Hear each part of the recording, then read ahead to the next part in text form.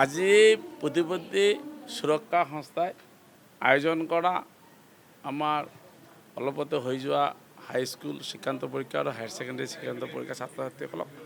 সম্বোধন কৰা অনুষ্ঠানত উপস্থিত থাকোঁ আৰু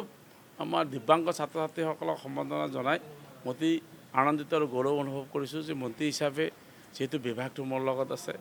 তেখেতসকলৰ সমস্যাও মোক অৱগত কৰিলে আৰু সমাধান কৰাৰ কাৰণে ব্যৱস্থাখিনিও মই তেখেতসকলক বুজাই দিলোঁ। অহা দিনত নিশ্চয় তেখেতসকলৰ যিখিনি ডিমাণ্ড আছে মাননীয় মুখ্যমন্ত্ৰীৰ আলোচনা মৰ্মে বা মুখ্যমন্ত্ৰীৰ নিৰ্দেশ মৰ্মে আমি তেখেতসকলৰ যিখিনি অভাৱ অভিযোগ সেইখিনি যাতে সম্পূৰ্ণ কৰিব পাৰোঁ তাৰ কাৰণে নিশ্চয় ব্যৱস্থা কৰিম আৰু আমাৰ বহু আকাংক্ষিত এখন আমাৰ দিব্যাংগ বিশ্ববিদ্যালয় অসমত হ'বলৈ গৈ আছে সেই কামখিনি যাতে সম্পূৰ্ণ কৰিব পাৰোঁ নিশ্চয় মাননীয় মুখ্যমন্ত্ৰীৰ সুবিধাই আমাৰ দিব্যাংগসকলৰ ওচৰত আছে। গতিকে অহা দিনত আমি কিছু ভাল কাম যাতে হয় তাৰ কাৰণে মুখ্যমন্ত্ৰীৰ পৰামৰ্শ মানে আমি আগবাঢ়িম।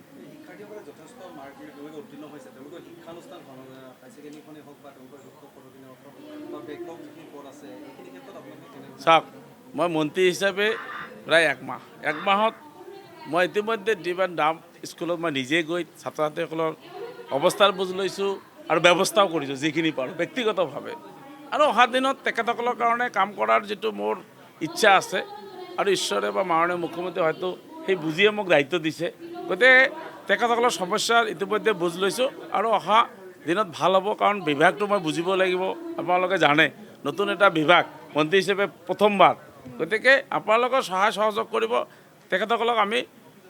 যি ধৰণৰ তেখেতসকলৰ অসুবিধা এইবিলাক দূৰ কৰাৰ কাৰণে মই বিভাগৰ মন্ত্ৰী হিচাপে ব্যৱস্থা ল'ম বুলি মোৰ এটা বিশ্বাস আছে আৰু আমি কাম কৰাৰ কাৰণে আমাৰ প্ৰতিবন্ধী যিবিলাক আমাৰ অৰ্গেনাইজেশ্যন আছে তেখেতসকলেও কৈছে যে আমি আলোচনাৰ মাধ্যম দি সমস্যাৰ সমাধান কৰিম।